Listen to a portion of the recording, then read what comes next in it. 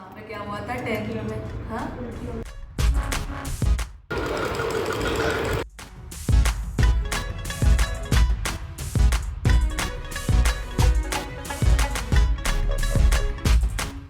पर जो दूल्हे की ऐसे पगड़ी में वो होता है ना।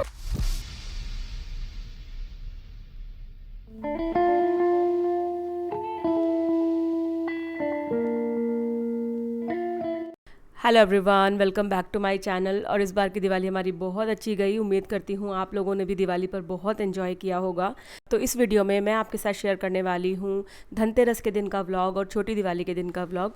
तो धनतेरस वाले दिन बच्चों की छुट्टी थी, सैटरडे था, तो उस दिन हमने दिवाली के लिए प्रिपरेशन शुरू की। मतलब प्रिपरेशन तो काफ़ी दिन से चल रही थी, लेकिन जो मेन काम होता है दिवाली का, डेकोरेशन वगैरह, वो हमने धनतेरस के दिन से शुरू किया।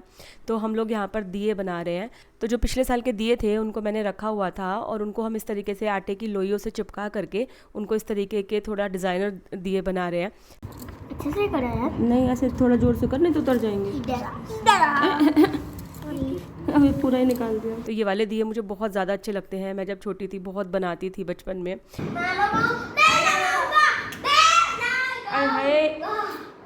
मतलब काम तो कर लेते हैं, लेकिन थोड़ा बहुत झगड़ा वगड़ा इनका चलता रहता है बीच बीच में। और यहाँ पर मैंने वार्निश लिया है और उसमें मिला रही हूँ मैं ड्राई गोल्डन पाउडर। ये डस्ट होती है, आसानी से मिल जाती है पेंट वगैरह की शॉप पर। और इनको मिला करके मैंने गोल्डन कलर तैयार किया है और उसी को हम इन दियों पर पेंट कर रहे हैं। थोड़ा सा सूखने में टाइम लेता है ये, लेकिन काफ़ी चीप ऑप्शन होता है, काफ़ी बजट फ्रेंडली होता है।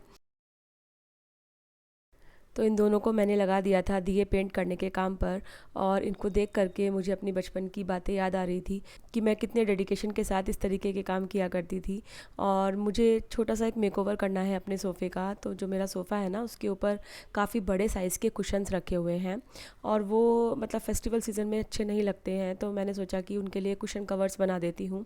तो यहाँ पर भी मंत्र आ गया मशीन चलाने के लिए कि मशीन मैं चलाऊँगा, मशीन मैं चलाऊँगा। तो ये कुशन कवर्स जो मैं बना रही हूँ ना, बनने के बाद बहुत ज़्यादा सुंदर लगे। मतलब एकदम लुक चेंज हो गया मेरे पूरे लिविंग रूम का। आगे देखेंगे आप वीडियो में। और इनका पूरा प्रोसेस मैंने रिकॉर्ड करके रखा हुआ है। तो जब ये दिवाली सीरीज़ वाला काम ख़त्म हो जाएगा उसके बाद मैं एडिट करके डाल दूँगी। बीच में टाइम नहीं मिल रहा था एडिट करने का, दिवाली के कारण हम लोग बहुत ज़्यादा बिजी थे। मैं बना रही थी कुशन कवर्स और बच्चे आ गए थे यहाँ पे डेकोरेशन का काम करने। तो वैसे तो मैंने इलेक्ट्रिशियन को बुलाया हुआ था बाहर, एकदम घर के बाहर लाइट्स लगाने के लिए, लेकिन यहाँ सीढ़ियों वगैरह में और घर के अंदर इन लोगों ने लाइट्स लगा ली थी। कहाँ जा रहे? कहाँ चले यार? कितनी प्यास लग रही है तेरे को? यहीं पे ले आके वाटर। वही तो करने जा रहा हूँ। देख, एक तो पौधे के अंदर घुसा मत। हाँ, और इक्वल इक्वल गैप रख। दो के बीच में तूने साइड में हो जाना यार, दिखेगा कैसे? तो ये दोनों काम कर रहे थे, एंजॉय कर रहे थे। आवाज़ें आ रही थी मुझे इन दोनों की बातें करने की। काफ़ी सारा सामान तो डेकोरेशन का रखा हुआ था मेरे घर में पिछले साल का। और कुछ लाइट्स वगैरह मैंने नई मंगाई थी इस साल अमेज़न से, तो एंड टाइम पर वो भी आ गई थी थैंकफुली, क्योंकि ऑर्डर करने में मैं थोड़ा सा लेट हो गई थी। और देखा जाए ना तो हम सब लोग काम में लगे हुए थे। तो यहाँ पर ना मेरे हस्बैंड डिफ्यूज़र का बल्ब चेंज कर रहे हैं। इसका बल्ब फ्यूज़ हो गया था, तो इसके लिए भी हम लोगों ने एक नया बल्ब लिया, फिर वो लगाया, फिर बल्कि वो दोबारा फ्यूज़ हो गया। फिर एक और बल्ब लेकर के आए, फिर उसको चेंज किया। चलो ठीक है, लेकिन फाइनली ठीक हो गया डिफ्यूज़र। और हम लोग सब अपने अपने काम में लगे हुए थे। धनतेरस के दिन ना मुझे लगता है कि लिविंग रूम एकदम तैयार हो जाना चाहिए। लिविंग रूम और बाहर की डेकोरेशन धनतेरस की शाम तक पूरी हो जानी चाहिए। तो वही कर रहे हैं हम लोग। तो मैंने ना कुछ चीज़ें रखी हुई हैं जो मैं दिवाली पर ही निकालती हूँ, जिससे कि मुझे हर साल नई नई चीज़ें ना ख़रीदनी पड़े। तो ये सोफ़े के कवर्स हैं, ये मैं स्पेशल ओकेज़न पर ही निकालती हूँ। और ये कुशन कवर मैंने बनाए हैं। ये ग्रीन वाला जो कुशन कवर है ना, ये मैंने अपने एक पुराने कुर्ते में से बनाया है। पुराना इन द सेंस कि मैंने उसको बहुत ज़्यादा पहना नहीं था, लेकिन वो मुझे छोटा हो गया था, अब तो मेरे किसी काम का नहीं था वो। और ये जो टेबल रनर है ना, ये भी मैंने DIY किया है। ये साड़ी के एक पल्ले के फैब्रिक में से बनाया है मैंने।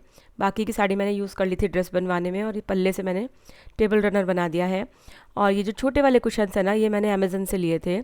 तो ओवरऑल काफ़ी अच्छा लुक आ गया था। काफ़ी लेट हो गया था हम लोगों को ये सब काम करते करते, और फिर ना मेरी तबीयत बहुत ख़राब होने लगी थी। तो उस दिन ना सर्वाइकल ट्रिगर हो गया था मेरा। तो उसके बाद मुझे बहुत ज़्यादा हेडेक और वॉमिटिंग और ये सब होने लगा था। तो बाकी का काम फिर हमने छोटी दिवाली के दिन ही किया। तो छोटी दिवाली के दिन ना हमारे यहाँ सुबह सुबह हनुमान जी की पूजा होती है।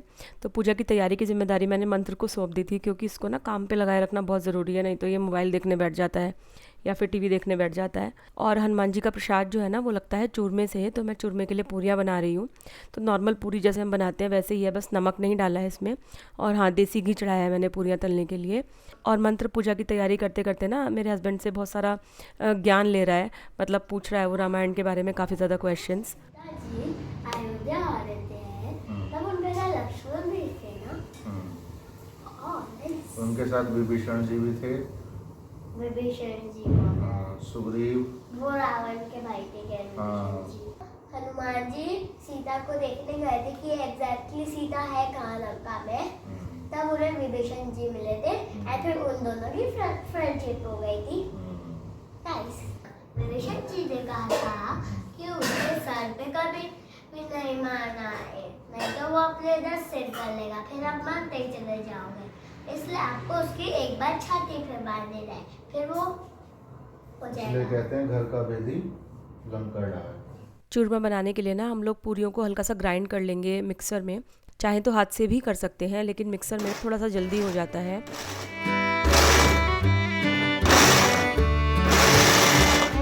तो पूरियों को ग्राइंड करके फिर इसके अंदर हम बूरा मिलाएंगे और देसी घी मिलाएंगे। तो आप चाहें तो पूरियों की जगह पराठों से भी बना सकते हैं, लेकिन दिवाली के दिन जब हनुमान जी की जोत करते हैं तब हम लोग पूरी से ही बनाते हैं। और फिर बूरा को मैंने अच्छी तरीके से मिला लिया है इसके अंदर। ऑलरेडी पूरी के अंदर घी है, क्योंकि मैंने देसी घी चढ़ाया था। तो मैं थोड़ा सा घी और डाल लूँगी बाइंडिंग के लिए। घी डालने का फ़ायदा ना ये होता है कि एक तो टेस्ट अच्छा हो जाता है और दूसरा इसमें बाइंडिंग आ जाती है। तो घी डालने के बाद मैं एक बार मिला लूँगी सब चीज़ों को अच्छे से, और फिर इनके मैं लड्डू बना लूँगी। तो हमारे चूरमे के लड्डू तैयार हैं। अगर आपके यहाँ भी हनुमान जी की पूजा होती है तो आप लोग मुझे बताना कमेंट करके, और आप लोग कैसे कैसे करते हैं, क्या क्या रिचुअल्स फॉलो करते हैं, वो भी बताइएगा।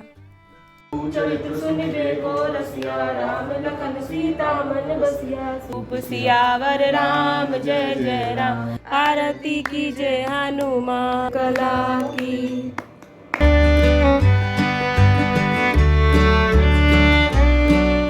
और पूजा वगैरह करके हम लोगों ने नाश्ता किया, लेकिन मेरा ना बुरा हाल हो रखा था उस दिन। इतनी बुरी तरीके से सर्वाइकल हो गया था मुझे, और बस मैंने बहुत मुश्किल से थोड़ा सा खाना खाया, और क्योंकि मुझे दवाई खानी थी उसके बाद। और दवाई खाने के बाद मैं चली गई रेस्ट करने के लिए, और कम से कम 1-1.5 घंटा मैंने रेस्ट किया। मैं लेटी रही, मैंने कुछ नहीं किया उस टाइम में, तब जा कर के मुझे थोड़ा सा आराम मिला। और जब मैं लेटी हुई थी ना, तो पीछे से बच्चों ने ये मंदिर वगैरह सजाने का काम और बाहर की डेकोरेशन का काम, काफ़ी सारा काम इन लोगों ने जितना ये कर पाए उतना इन्होंने कर लिया। क्योंकि ओवर द टाइम अब धीरे धीरे देख कर ये लोग सीख चुके हैं, और बेटी तो मेरी बड़ी भी हो गई है अब, तो कर लेते हैं ये लोग। और उस दिन इन दोनों ने ना मुझे सरप्राइज़ कर दिया। मतलब जब मैं उठी तो मुझे इतनी उम्मीद नहीं थी कि ये लोग इतना कर लेंगे, क्योंकि मैंने इनसे कहा नहीं था। मैंने बोला था कि मैं उठ जाऊंगी उसके बाद हम लोग काम करेंगे, लेकिन इन लोगों ने मंदिर वगैरह सजा लिया, और बाहर भी जो हम तोरण वगैरह लाए थे और झालर वगैरह लाए थे वो सब इन्होंने लगा ली। और इस साल ना लक्षिता ने मंत्र की पूरी फुल ऑन ट्रेनिंग की है, तो अगले साल हो सकता है ये और ज़्यादा कंट्रीब्यूट करे दिवाली के काम में। भाई हाँ, ये अच्छा लग रहा ना? हाँ, अच्छा तो लग रहा है, पर जो दूल्हे की ऐसे पगड़ी में वो होता है ना, जो ऐसे मोती का निकलता रहता है, वैसे ऐसा लग रहा है। मतलब ऐसे वो शीशा पगड़ी आती है उसका। चेंज कर, चेंज। और ये ठोकना पीटना वगैरह ना सब कर लिया इन्होंने इस बार खुद ही। और ये बेल्स वाली झालर इस बार बहुत ज़्यादा ट्रेंड में थी, तो मैं लेकर आई थी ये, तो यहाँ पर लगा दी इन्होंने। ये जो पीछे गणपति की पेंटिंग है ना, ये भी हैंडमेड है, मैंने बनाई थी काफ़ी साल पहले। और ये हो गया था हमारा, बाहर से आउटडोर से रेडी हो गया था, बस ड्राइंग रूम का थोड़ा सा काम बचा था। और ये वाले दिए जो हैं हमने कल बनाए थे ना, धनतेरस के दिन मैंने दिखाए थे आपको, तो ये वाले दिए हैं, तो बहुत अच्छे लग रहे थे सीढ़ियों में लगाने के बाद। जिस समय मैं रेस्ट कर रही थी तो बच्चों ने वो वाला सीन भी रिकॉर्ड कर लिया कैमरे में व्लॉग में डालने के लिए। और उठने के बाद जब मैंने देखा ना कि इन लोगों ने इतना ज़्यादा काम कर लिया है, तो मुझे बहुत अच्छा भी फील हुआ, लेकिन मैं सरप्राइज़ थी देख के कि इन्होंने इतने अच्छे ढंग से सब काम कर लिया था। अब दोपहर के लगभग 3 बजे हैं और हम लोग ना ड्राइंग रूम को थोड़ा सा और सजा रहे हैं। तो यहाँ पर एक कॉर्नर में हम लोग एक सेल्फ़ी पॉइंट या सेल्फ़ी कॉर्नर बनाते हैं। तो यहाँ पर एक तो बहुत अच्छा भी लगता है डेकोरेट होने के बाद, दूसरा हमें फ़ोटोग्राफ्स वगैरह लेने के लिए एक बैकग्राउंड मिल जाता है अच्छा सा। और कुछ ये कि हैंगिंग्स हैं जो मैंने कर्टेंस पर भी लगवा दिए थे। और यहाँ पर हम कर्टेंस के ऊपर लाइट लगा रहे हैं, जो कर्टेन लाइट्स मिलती है ना मार्केट में, तो वो तो नहीं है मेरे पास, लेकिन मैं नॉर्मल लाइट से ही DIY कर्टेन लाइट्स बना रही हूँ। तो बस मैंने ऐसे हैंगिंग लाइट्स लगा दी थी और नीचे की तरफ ना नोट लगा दिया था इकट्ठा करके लाइट्स को। तो बहुत ही अच्छी कर्टेन लाइट्स बन गई थी, बहुत ही सिंपल तरीके से, ज़्यादा टाइम भी नहीं लगा था इनमें, लेकिन ड्राइंग रूम का ना पूरा लुक चेंज हो गया था ये लाइट्स लगाने से।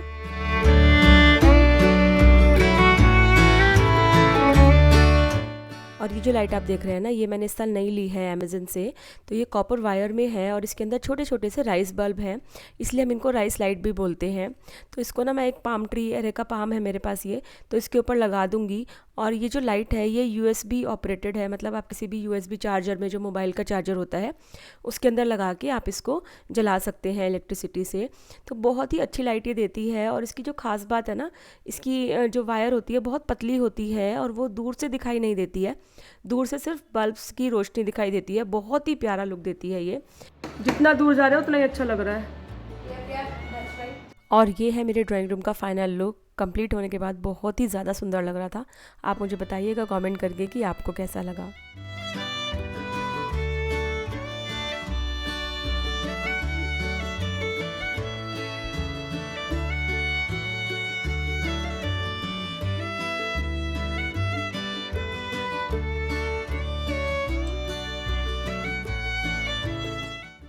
छोटी दिवाली के दिन शाम की जो पूजा होती है, अब उसका समय हो गया था, तो मैं उसी की तैयारी कर रही हूँ। तो हमारे यहाँ 11 नए दिए जलाए जाते हैं छोटी दिवाली के दिन, और फिर इन दियों को हम घर के अलग अलग कोनों में रख देते हैं।